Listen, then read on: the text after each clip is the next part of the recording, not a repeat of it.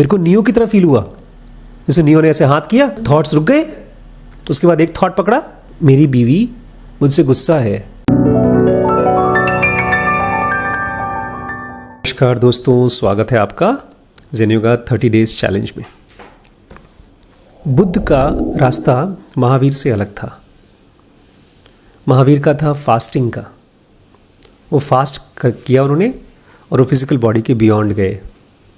लेकिन बुद्ध का रास्ता था अवेयरनेस का। कृष्णमूर्ति का भी अवेयरनेस का रास्ता था। नीलकंठ का था मंत्र जप और भक्ति। तो ये जो रास्ते, अलग अलग रास्ते होते हैं स्पिरिचुअलिटी में चलने वाले, ये कैसे पता चलता है? कल हमने डिस्कस किया था प्रोसेस ऑफ डिस्कवरी। पुराने ज़माने में पापा कहानी बता रहे थे कि ये जो पांडव थे, पांडव को द्रोणाचार्य ने बुलाया और सामने रख दिए ढेर सारे अस्त्र शस्त्र और बोला चूज़ करो। तो जिसने जो चूज़ किया वो उसको वही सिखाया जाएगा। जैसे भीम ने गदा चूज़ किया, अर्जुन ने तीर कमान और नकुल सहदेव ने भाला। तो खाली ऐसा नहीं कि देख लिया और उठा लिया, ऐसा नहीं है। ये उठाया होगा, उसके साथ खेला होगा, फिर कुछ दिन और यूज़ किया होगा। कभी किसी ने भाला के साथ ट्राई किया होगा, कभी दूसरे ने गदा के साथ ट्राई किया होगा। लेकिन ये प्रोसेस ऑफ डिस्कवरी बहुत इंपॉर्टेंट है अगर आप अपना स्पिरिचुअल पाथ या इवन आप अपना करियर भी खोजना चाहते हैं। जैसे हम लोग फ्लूइड में पढ़ रहे थे, द ब्रेन इज फ्लूइड में, कि किस तरह से गोयथे शुरू में वो नौकरी करते थे, बाद में वो राइटर बने, बाद में वो क्या बने, बायोलॉजिस्ट बने। कई साल लग जाते हैं आपको अपना करियर खोजने में, बट इसमें क्या चीज़ इन्वॉल्व होता है? Process of discovery. शीश आते हैं यहाँ पे, या आप लोग भी आते हैं, कमरे में कुछ खोजते हैं। हम लोग किताबें खोजते हैं यहाँ से, और फिर उसमें से एक किताब हमको लगता है यार ये तो बहुत अच्छी बुक है, उसको पढ़ना शुरू कर देते हैं। मैंने बहुत बार देखा है लोगों को, मैं बुक देता हूँ लिटरली, उसको देखते हैं, बोलते हैं हाँ ठीक है पढ़ेंगे बाद में। बहुत से लोग हमको बुक देते हैं, पसंद नहीं आती, क्योंकि हमने क्या नहीं किया, उसे डिस्कवर नहीं किया। डिस्कवर मतलब वही मैं जानना चाहता हूँ आप समझें डिस्कवर मतलब क्या है। तो एक बात तो क्लियर हो गई ना कि स्पिरिचुअल पाथ या एक ग्रेट करियर आप तब तक नहीं चल सकते जब तक कि आप उसको क्या नहीं कर लेते, डिस्कवर नहीं कर लेते। मान लीजिए आपके पिताजी मेरी तरह नहीं हैं, बहुत जोशीले हैं, जैसे हमारे डॉक्टर साहब के बच्चे हैं। डॉक्टर साहब जो आए थे आज, तो अपने बच्चों को म्यूज़िक क्लास में डालते हैं सुबह, और शाम को क्रिकेट क्लास में, और एक्स्ट्रा टाइम मिलता है तो लॉन टेनिस में। 3 चीज़ें सीखता है वो। अब क्या पता किस में बड़ा बन जाए। और हफ्ते में 3 दिन, बाकी 3 दिन और बचा है, उसमें एक्टिंग, सिंगिंग, अच्छा, और कुछ हॉबी क्लास। ये तो मैं अपनी तरफ से ऐड कर रहा हूँ। अगर मेरा बच्चा ऐसा हो तो मैं उसको सब कुछ सिखाता रहूँ। नहीं, मैं नहीं सिखाऊंगा। बट लोग करते हैं ऐसे। मेरी बात समझिए, ये बहुत दिक्कत वाली चीज़ हो जाएगी आपके लिए और आपके बच्चे के लिए। क्योंकि अगर आप किसी स्पिरिचुअल पाथ को ट्रेड करने की कोशिश करते हैं, चलने की कोशिश करते हैं, इससे पहले, डिस्कवर करने से पहले, तो आपको क्या फेस करना पड़ेगा? Untold needless difficulties. ऐसी डिफिकल्टीज जो पहले कभी किसी ने सोची नहीं होगी, और ऐसी डिफिकल्टीज जो नीडलेस है। जैसे एग्जाम्पल के तौर पे आपको मैं लॉन टेनिस सिखा रहा हूं, पापा मोजा नहीं मिल रहा है, मेरा जूता बहुत खराब है लॉन टेनिस खेलने के लिए, साइकिल का रंग बहुत खराब है, पिज्जा खाऊंगा तभी टेनिस खेलूंगा मैं। आप समझिए मेरी बात को प्लीज। आप खुद ही करते हैं बहुत बार, पढ़ने के लिए बोलो, बैग नहीं मिल रहा है, बैग नहीं मिल रहा। और वैसे अगर पिकनिक जाना हो तो झोला, जो घर में सब्जी वाला झोला है, उसमें सामान पैक करके चल देंगे हम लोग। पन्नी में, पॉलिथीन में पैक करके चल देंगे। उसमें अनटोल्ड नीडलेस डिफिकल्टीज तो छोड़ो, आपका भी पैक करा देंगे सामान, आपका टिकट बुक करा देंगे। अरे पापा आप समझ नहीं रहे हो। बहुत जरूरी है जाना। 5 स्टार होटल में जाना बहुत जरूरी है। उसमें सारी अनटोल्ड नीडलेस डिफिकल्टीज खत्म हो जाती हैं। अनटोल्ड नीडलेस डिफिकल्टीज कहाँ आती हैं? जब आप कोई रास्ते को चलने की कोशिश करते हैं लेकिन आपने उसको क्या नहीं किया, डिस्कवर नहीं किया। इसलिए मैं चाहता हूं आप अपने दिमाग में ये बात डालें दैट आपको एक्सपेरिमेंट करना पड़ेगा ढेर सारी चीजें, उसी में आप क्या करेंगे, डिस्कवर करेंगे। बुद्ध ने किया ये चीज। बुद्ध ने महावीर का भी तरीका खोजा, यूज करने की कोशिश की, भक्ति भी यूज करने की कोशिश की, ढेर सारे अलग अलग गुरुओं के पास गए वो, और उसी प्रोसेस में उन्होंने डिस्कवर किया। अगर आप बिना डिस्कवर किए पेरेंट्स की जबरदस्ती से या बहुत बार पेरेंट्स की जबरदस्ती और अंदर का लालच कि टीचर को इंप्रेस कर लें, पापा भी खुश हो जाएं, अगर आपने किसी चीज़ को जबरदस्ती फॉलो करने की कोशिश की तो आपको एक्सपीरियंस करना पड़ेगा वियरीनेस, थकावट। आज तो पक्का, आज से पढ़ाई शुरू, आज दिखा दूंगा पापा को, मैं फर्स्ट आकर के दिखा दूंगा मैं। अरे तुम किसी चीज़ को पढ़ोगे, समझोगे, इम्तिहान दोगे, पास होगे, फेल होगे, जो दिखाना किसको है, लेकिन दिखाऊंगा। खोला, पढ़ना शुरू किया, आधा पेज के बाद वियरीनेस। इतनी मेहनत किया पापा, आपको समझ में नहीं आता, फेल हो गया, लेकिन मेहनत किया था मैंने, वो नहीं समझ में आता। अरे तुमने कहा था दिखा दूंगा पास होकर के, फर्स्ट आकर के, वो कहाँ गया?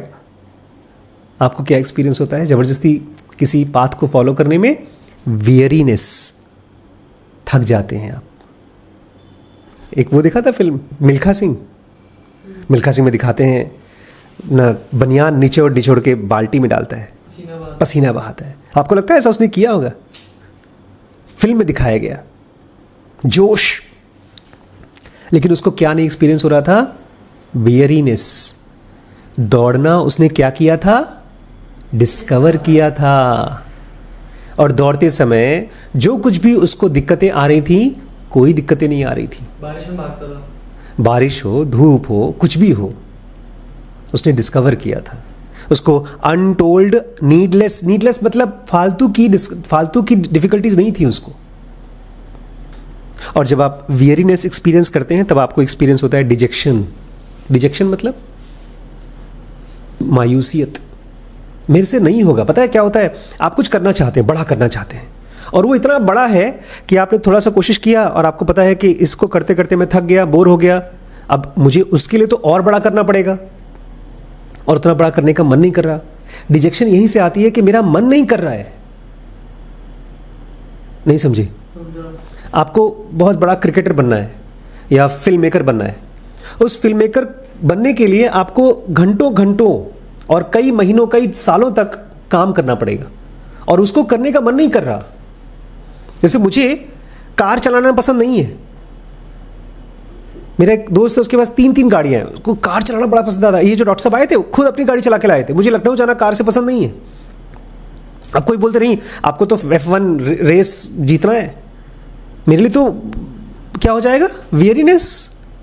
और पापा बोलेंगे नहीं आशीष, खानदान का नाम तुम्हें रोशन करना है, हम पिछले 10 जनरेशन से फरारी में जीतते रहे हैं, तुम्हें जीतना है।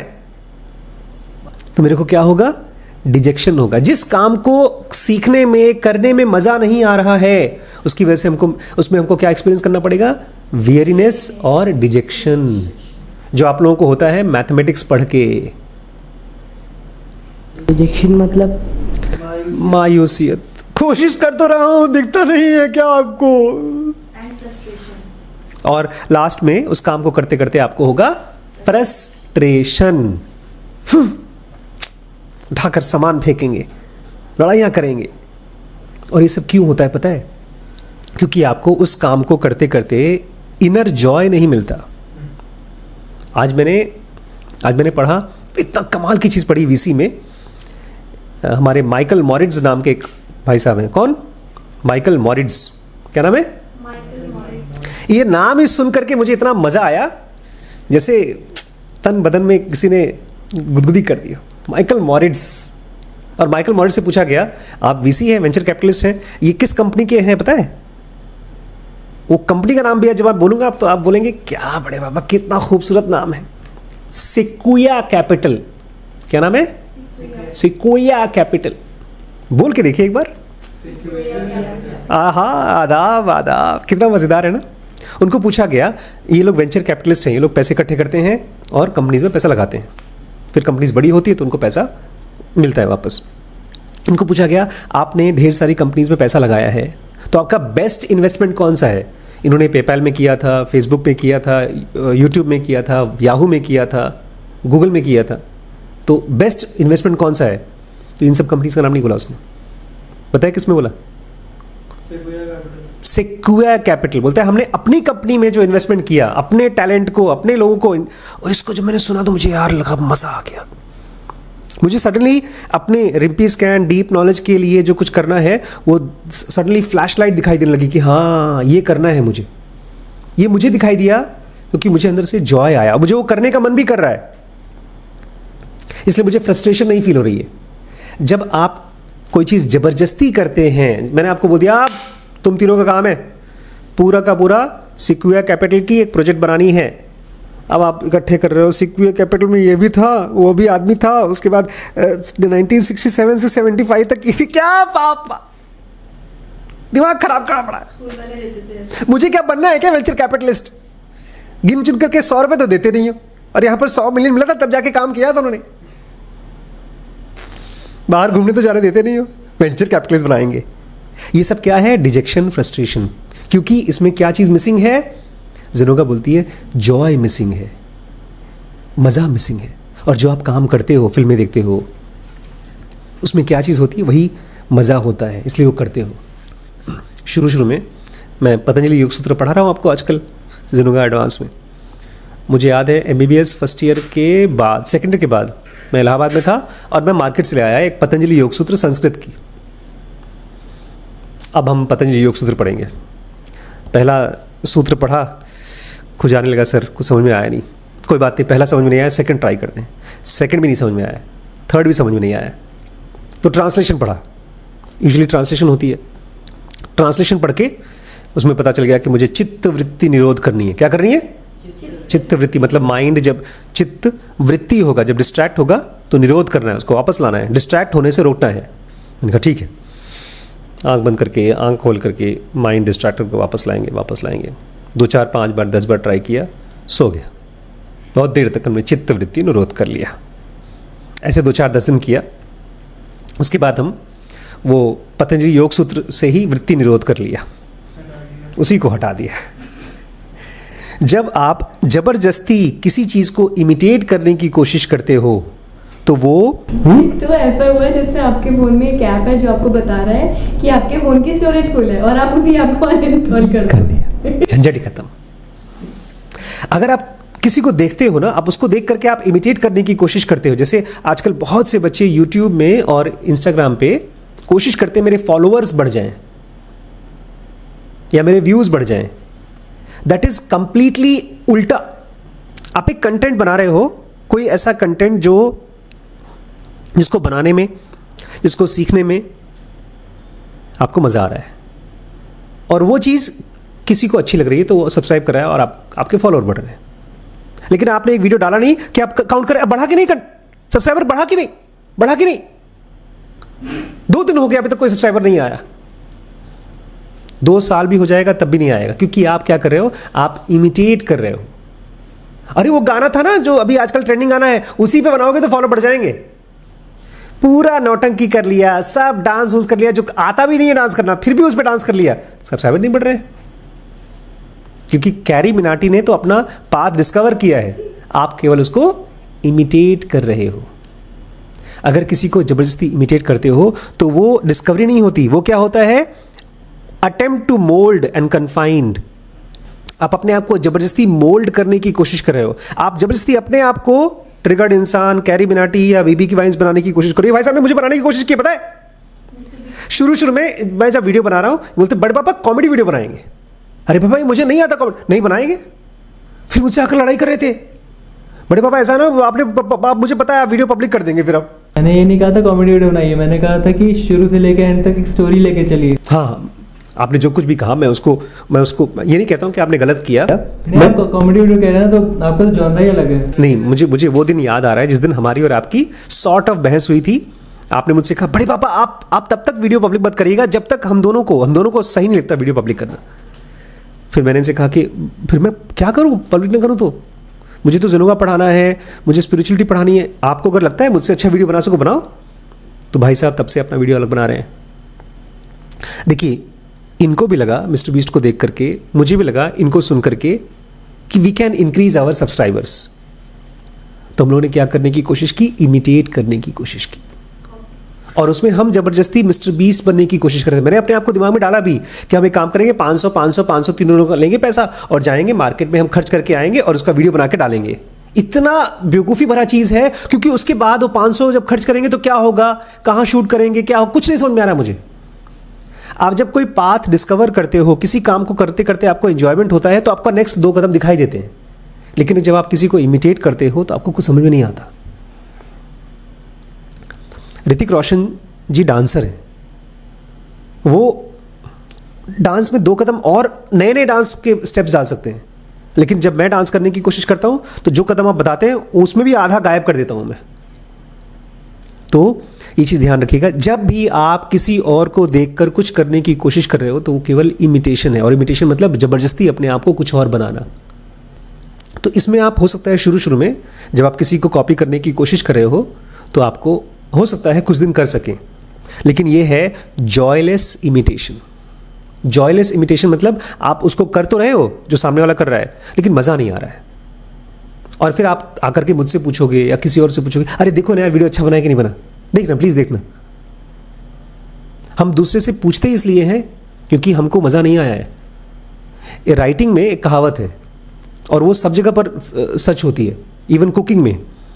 अगर आपको लिखने में मज़ा नहीं आया तो पढ़ने वाले को पढ़ने में मज़ा नहीं आएगा। अगर आपको वीडियो बनाने में मज़ा नहीं आया तो देखने वाले को देखने में मज़ा नहीं आएगा। अगर आपको हैंड राइटिंग या कुछ कर रहे हो, अपने होमवर्क कर रहे हो, कुछ भी कर रहे हो, अगर आपको उसको करने में मज़ा नहीं आया तो जो देख रहा है उसको चेक करने में मज़ा नहीं आएगा। एक सिंपल रूल है, अगर आप किसी चीज़ को कर रहे हो और उसको करने में आपको आधे घंटे 1 घंटे में पूरी तरह से एंगेज नहीं हुए, तो जो आदमी उसको इवैल्यूएट करेगा उसको इवैल्यूएट करने में मज़ा नहीं आएगा। इसलिए जो हिंदी फिल्में बनती है ना, उसमें जो सुपर हिट फिल्में होती है, बहुत अच्छी फिल्में होती हैं, वो डायरेक्टर प्रोड्यूसर्स बनाते समय, खैर मैं तो गया नहीं उन लोगों के पास, बट जब हम लोग पढ़ते हैं, सत्यजीत रे के बारे में पढ़ते हैं, 20 साल तक उन्होंने हिंदी फिल्म नहीं बनाई, लेकिन जब बनाई तो it was like mind blowing, बहुत अच्छी फिल्म बनी, शतरंज के खिलाड़ी, और कई साल तक नहीं बनाया। बट जब वो बनाया तो आप देखिएगा उनकी बिहाइंड द सीन देखिएगा, किस तरह से नीचे झुक झुक करके, खड़े होकर के, एक पूरा एंगेज होकर के, they are enjoying while making it. मुझे याद है जब मैं ड्राइंग किया करता था, स्केचिंग किया करता था, तो मैं गणेश जी की मूर्ति बना रहा हूँ और गणेश जी के गले में कोई माला है, उसमें मान लीजिए 50 मोतियाँ बनी हुई हैं, तो एक एक मोती को गोल करना और उसको शेड करने में मुझे मज़ा आता था। एक एक मूर्ति को, एक एक फोटो को बनाने में मुझे करीब 2 घंटे, 3 घंटे, 4 घंटे चले जाते थे, बट मुझे अच्छा लगता था।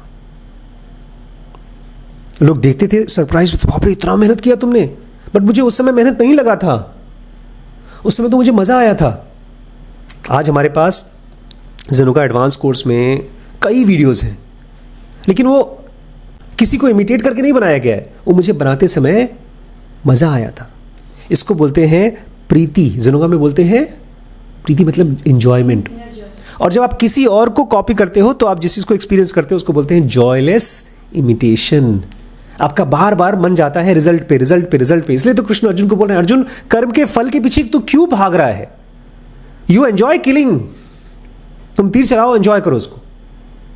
जब तुम इतना तीर चलाने में इतना मग्न हो जाओगे कि तुम्हें जीत और हार की चिंता नहीं होगी, तब तुम ऑलरेडी जीत चुके हो। अब सुनिए, पावरफुल चीज बताई इन्होंने। 2 चीजें हैं, एक है स्पॉन्टेनिटी और दूसरा क्रिएटिविटी। स्पॉन्टेनिटी क्या होती है? लोग बोलते हैं, बहुत बार बोलते हैं, बी स्पॉन्टेनियस। स्पॉन्टेनिटी नहीं पता? कभी किसी लड़की को आई लव यू बोला है? वैभव बोला है किसी को? किसी लड़की को आई लव यू बोला है? हाँ, कैसे बोला था? कैसे बोला था? कैसे बोला था? याद नहीं? मुझे तो याद है जब मैंने बड़ी मम्मी को आई लव यू बोला, और ऐसे तरीके से बोला था कि अगर वो मना भी कर दे तो हमारी दोस्ती नहीं खत्म होनी चाहिए। ये है स्पॉन्टेनिटी एंड क्रिएटिविटी। मुझे तो याद है ना, स्पॉन्टेनियस मतलब नॉट प्लान्ड।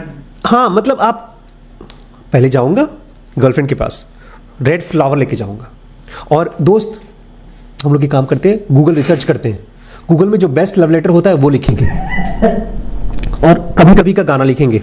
कभी कभी मेरे दिल में ख्याल आता है कि मेरी जिंदगी तेरी जुल्फों मतलब उसके बालों में गुजरने पाती है, उसके बाल क्या है, बॉब कट है। ओ सॉरी, तब बॉब कट की तो कुछ और डाल देते हैं। बहुत से लोगों को दिक्कत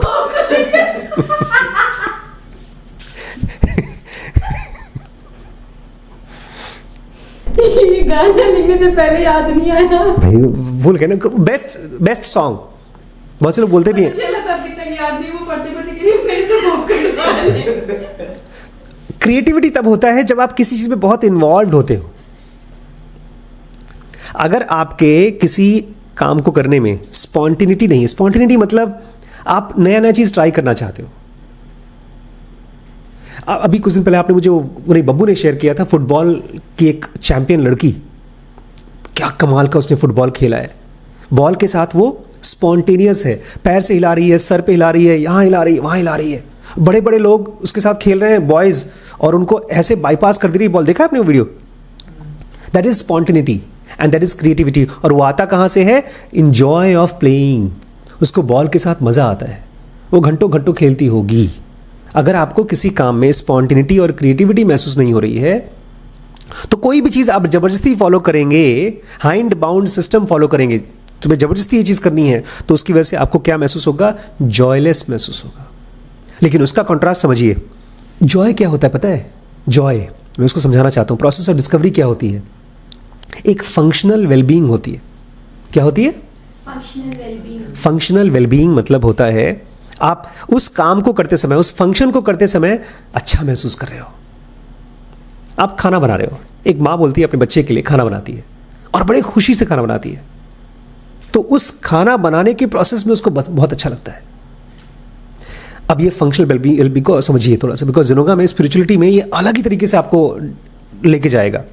मैंने जब बड़ी मम्मी को देखा पहली बार, मुझे लगा ये तो बड़ी सुंदर लड़की है यार, हमारे डिपार्टमेंट में आ गई, हमारी तो किस्मत ही खुल गई। फिर मैंने कहा यार आशीष, तुम्हें इसको बर्बाद मत कर देना, क्योंकि कोई भी लड़की को अगर लड़का घूरने की कोशिश करता है तो रिलेशनशिप बर्बाद हो जाता है। मैंने सोच लिया था इस लड़की को ऑड नहीं फील कराना है, इसलिए बड़ी मम्मी ने मुझे बाद में बोला भी, तुम जब मेरे को देखते थे और जब मैं तुम्हें देखती थी तुम नीचे इधर उधर देखते थे। और बाद में मुझे एक बहुत अच्छा कमेंट मिला था, याद है? उन्होंने मुझसे कहा था कि you are the most safe person to go. जब वो जाती थी खाना वाना खाने के लिए तो मुझे ले चलती थी, चलो, तो मैं उनको देख घूरता नहीं था। फिर जब उनसे मैंने बातें शुरू की तो एक अजीब टाइप की कंफर्ट फील हुई। वो मुझसे अपनी बातें बोल पा रही थी और मैं उनसे वो सारी बातें बोल पा रहा था जो नॉर्मली मैं किसी से नहीं बोल पाता था। एक ऐसी फीलिंग आना शुरू हो गई कि वो मुझे जज नहीं कर रही हैं। कुछ भी बोलता था मैं उनसे, वो मुझे जज नहीं करती थी, और वाइस वर्सा मैं भी उनको जज नहीं करता था। तो जब बड़ी मम्मी के साथ में बात करता था तो मुझे एक ऐसी फीलिंग आती थी कि मैं कुछ डिस्कवर कर रहा हूं। अभी नाम नहीं आया उसका। हम लोग बातें करना शुरू किए, आधे घंटे, 1 घंटे, 2 घंटे, एक दिन तो हमने 10 घंटे बात की। रात को 9 बजे शुरू किया और सुबह 6-7 बजे तक बात करते रहे। बात सब कुछ मम्मी बताती थी, अपने बचपन की, स्कूल की, पापा की, हैप्पी की, मतलब अपने खानदान की, बचपन की जो भी बातें उनको ख्याल में आती थी वो मैं बताता था, मैं उनको बताता, वो मुझे बताती थी। लेकिन इस प्रोसेस में क्या होता था, ये आप 10 घंटे किसी से बात नहीं कर सकते, ये थकाऊ काम है। आप तभी बात कर सकते हैं जब आपको ये फीलिंग आती है, अरे मैं कुछ नया डिस्कवर कर रहा हूँ। फिर जब 3-4 दिन ऐसा हो गया तब मैंने उनको एक तरह से प्रपोज किया। मैंने उनसे कहा, डॉक्टर साहब अगर हम लोग ऐसी बात करते रहेंगे तो हमारा हो जाएगा अफेयर। इसका आंसर वो बोल सकती थी, नहीं हमको बात नहीं करना चाहिए, हमारा अफेयर नहीं होना चाहिए। अगर वो बोलती तो हमारी दोस्ती हो जाती, फ्रेंड्स। और अगर वो बोल देती हाँ, जैसे कि उन्होंने बोला, तो हो जाए डॉक्टर साहब, क्या दिक्कत है? मैंने कहा हाँ हो गई, लड़की पड़ गई। अब मैं सोच रहा हूँ यार ये तो लॉटरी लग गई। सोचा था 10 रुपए की टिकट 1 करोड़ रुपए का कम से कम लग गए, 1 करोड़ 10 करोड़ लग गए ticket. But that was a process of discovering something. एक चीज़ और सुनिए, जब आप कोई चीज़ डिस्कवर करते हैं, जब भी कोई चीज़ डिस्कवर करते हैं, उस प्रोसेस में आप अपने आप को ग्रो होता हुआ महसूस करते हैं। मुझे पता है कब पता चला कि मैं ग्रो हो रहा हूँ। जब लोगों से मैंने बात करना शुरू किया, जिनों का मुझे पढ़ता, मैं समझता गया, IESM मेरे दिमाग में चल रहा था, मैं अनकॉन्शियसली और अनकॉन्शियसली प्रैक्टिसेस चल रही थी। फिर जब लोगों ने मुझसे बात करना शुरू किया तो उनके क्वेश्चंस के आंसर मैंने देना शुरू किया और वो सही आंसर होते गए, कहीं पढ़ के नहीं। मुझे लगा ये तो सही आंसर दे पा रहा हूँ मैं, एक आदमी को जो कन्फ्यूजन है मैं उसको सॉल्व कर पा रहा हूँ। इसका मतलब वो डॉक्टर आशीष नहीं हूँ जो मैं 10 साल या 20 साल पहले था, जो बेचारा कन्फ्यूज था, परेशान था। और एक और चीज़ मुझे समझ में आई, मैंने जब बड़ी मम्मी के साथ एक बार हमारी जो बहस होने वाली थी, 3 स्टेप किया तो बहस नहीं हुई, याद है? एक बार हमारी बड़ी मम्मी, मैं घर पे आया खाना खा करके और NTPC में मैं खाना खा के लेट गया, तो बड़ी मम्मी खाना नहीं खाई, फिर उस तरफ मुँह करके लेट गई, मैं इस तरफ मुँह करके लेट गया। फिर मैंने 3 स्टेप किया और 3 स्टेप करते ही मेरा थॉट चेंज हो गया। पहले थॉट आ रहा था ये क्यों नहीं बात कर रही है, खाना क्यों नहीं खा रही है, और जब 3 स्टेप किया तो थॉट क्या आया, अरे यार बेचारी क्यों नहीं खा रही है, इसको तो भूख लगी होगी, परेशान होगी। तो मैंने देखा रही, इसका मतलब मेरे थॉट्स मेरे कंट्रोल में आ रहे हैं। मेरे को नियो की तरह फील हुआ, जैसे नियो ने ऐसे हाथ किया, थॉट्स रुक गए। तो उसके बाद एक थॉट पकड़ा, मेरी बीवी मुझसे गुस्सा है। पहले क्या हो रहा था, ये गुस्सा क्यों है, पहले गोली थट करके लग गई। जब वो थॉट आता है गुस्सा क्यों है, तो वो गोली आपको पियर्स कर गई। लेकिन अब क्या हो रहा है, मेरी बीवी गुस्सा है, उसको मैं कैसे ठीक कर सकता हूं। जब वो बोलती है मैं तुम्हें प्यार नहीं करती, लेकिन तुम्हारी शक्ल तो बहुत खूबसूरत है, भगवान ने तुम्हें मेरे लिए भेजा। ये सब चीज़ें आपको करने के लिए भी you have to be peaceful. और ये मुझे पिछले 2-4 सालों में, 5 सालों में जब से जिनों का पढ़ना शुरू किया, मुझे फील हुआ द ग्रोथ। आप अपना जब प्रोग्रेस देख पाते हो on the way of discovery. हम लोग अभी यहाँ डीप नॉलेज चला रहे हैं, रिपी स्कैन चला रहे हैं। टोटल कितने एम्प्लॉयज़ हैं हमारे पास? नहीं, ऑलमोस्ट 35-36। मैंने 2 साल पहले इमेजिन नहीं किया था कि हम लोग 35-36 लोगों को एम्प्लॉय करेंगे। हमारे पास एक स्केल अप में क्या पढ़ते हैं, फैमिली स्टेज से ट्राइब स्टेज पर जाएंगे। मुझे कुछ साल पहले तक, जब तक मैंने WPS नहीं चालू किया था, तब तक मुझे लगता था पापा कितने इंटेलिजेंट हैं यार, इतनी अच्छी 35-36 साल तक जॉब कर रहे थे। लेकिन आज तक उनको देख करके मुझे कभी ये कॉन्फिडेंस नहीं आता था कि मैं अपनी कोई ऑर्गेनाइजेशन बना पाऊंगा। प्लीज़ इस चीज़ को समझिए। जब आप लोग हैं यहाँ पर, ऑलमोस्ट शीश का तो ये 4था-5वां दिन है, और गौरी का ऑलमोस्ट 1 ईयर होने वाला है, और वैभव का ऑलमोस्ट 2 ईयर होने वाला है। अगर आप इस चीज़ को देखेंगे अपने अंदर में, आप अपनी प्रोग्रेस को डिस्कवर कर पाएंगे। आप अपना करियर खोज रहे हैं, आप अपना करियर खोज रही हैं, आप अपनी आइडेंटिटी खोज रहे हैं श्रीश। लेकिन इस प्रोसेस में आप देखेंगे कुछ महीनों में आप अपनी प्रोग्रेस को देख पाएंगे। आपको लगेगा यार मैं वैसा इंसान था, मैं ऐसा हो गया, जो चीज़ें मेरे पहले कंट्रोल में नहीं थी अब मेरे कंट्रोल में है। ये मेरी डिस्कवरी है, अपने प्रोग्रेस की डिस्कवरी। ये बहुत रेयर होती है। हम लोग को पता है प्रोग्रेस के बारे में कैसे पता चलता है, जब कहीं स्कूल में नंबर मिलते हैं, या बैंक में पैसे इकट्ठे होते हैं, या कोई हमारी तारीफ करता है।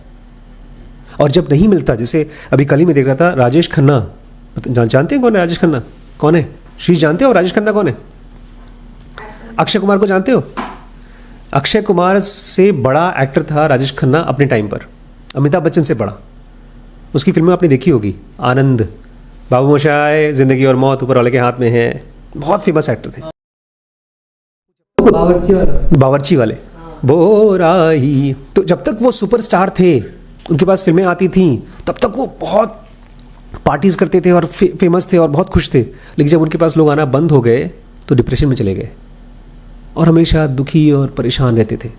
बोलते थे जब तक मेरे दिन थे लोग आते थे, अब मेरे दिन नहीं है। लेकिन रमण महर्षि ऐसे नहीं थे। हम लोग अपने प्रोग्रेस के बारे में बाहर से एक इल्यूजन क्रिएट होता है कि हम प्रोग्रेस कर रहे हैं, बट एक्चुअली करते नहीं है। क्योंकि जब आप बाहर किसी चीज़ की वजह से अपने आप सफल मान रहे हैं, तो जैसे वो खत्म हुई आप खत्म हुए, चाहे वो कितना भी बड़ा प्रोग्रेस हो। आपने पैसा कमाया है, आपके फ्रेंड्स कमाए हैं, आपने कुछ भी कमाया अगर बाहर की वजह से, लेकिन जब अंदर से प्रोग्रेस फील होती है तब उसको कोई छीन नहीं सकता। हर रोज मुझे ऐसा लगता है जैसे लाइफ खुलती है, अनफोल्ड करती है। जब आप मेरे पास आए तो मुझे नहीं मालूम था आप आने वाले हैं। गौरी ने फ़ोन किया था, मुझे नहीं मालूम था। श्रीश यहाँ क्लास में बैठेंगे, मुझे एक हफ्ते पहले तक नहीं मालूम था। और इनकी वजह से क्लासेस नई तरीके से चल रही है, मालूम है आप लोगों को? एकदम नए तरीके से अनफोल्ड हो रहा है चीज़ें। अनफोल्ड समझते हैं? लाइफ खुलती जाती है, एक एक लेयर खुलती है आपको। हम लोग कपड़े के फोल्ड। हाँ, और ये तभी होता है जब आप कुछ डिस्कवर करते हो। आप मान लीजिए कोई गिटार प्रैक्टिस कर रहे हो, सितार प्रैक्टिस कर रहे हो, और करते करते करते आपने देखा, अरे मैं थक नहीं रहा हूँ, पहले थकता था। और कोई नई धुन थी जो मैं पहले बहुत मुश्किल से प्रैक्टिस कर पा रहा था, बहुत आसान हो गया। दैट इज अनफोल्डमेंट, कुछ लाइफ का नया या डिस्कवरी को अनफोल्ड करना। और इस प्रोसेस में आपको पता भी नहीं चलता, आप अपने सेल्फ को डिस्कवर करते हैं। जैसे जैसे आप अपने पाथ को डिस्कवर करते हैं, वैसे वैसे आप अपने ट्रू सेल्फ को डिस्कवर करते हैं। आपका जॉय ही प्रूफ है कि आप सही स्पिरिचुअल रास्ते पे हो। इसमें कोई बोर्डम नहीं होता। Every day is full of deep engagement without any entertainment. Even depression, आपको जब दुख भी होता है, कोई लॉस होती है, उसमें भी कुछ नई डिस्कवरी होती है आपके लिए। कोई धक्का मिलता है तो नई डिस्कवरी होती है, कुछ नया खोज होता है। जो every day you are new, a fresh. इसलिए दोस्तों मैं कहता हूं, हर घर में कम से कम एक ज़िंदगी होना चाहिए। तो अगर आपने अभी तक ज़िंदगी एडवांस नहीं ज्वाइन किया तो आज ही ज्वाइन कर लीजिए। ये व्हाट्सएप का नंबर है, और हमको हेल्प करिए, सपोर्ट करिए ज़ेनोविले बनाने के लिए। एक ऐसी जगह जहाँ पर ऑल ओवर द वर्ल्ड से लोग आएंगे, अपने आप को ज़िंदगी बनाएंगे और फिर वापस लेके जाएंगे। यहाँ से ज़िंदगी अपने अंदर, हर घर में एक ज़िंदगी होना चाहिए।